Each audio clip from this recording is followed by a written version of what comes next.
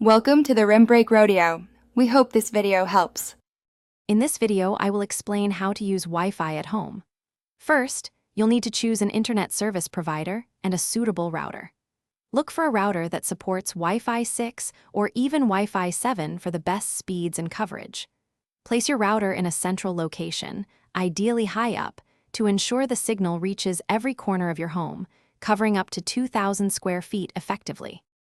Once your router is set up, connecting your devices is straightforward.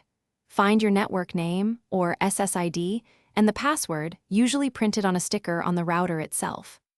Go to your device's Wi-Fi settings, select your network from the list, and carefully enter the password.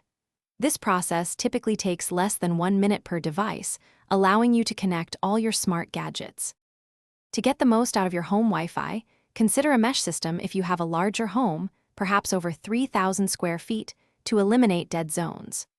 Regularly update your router's firmware.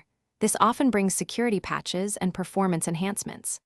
Also, utilize the 5 GHz band for devices that need faster speeds, like streaming devices or gaming consoles, as it offers significantly higher throughput than the 2.4 GHz band.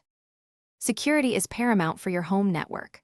Always change the default router password to a strong, unique one, ideally with at least 12 characters.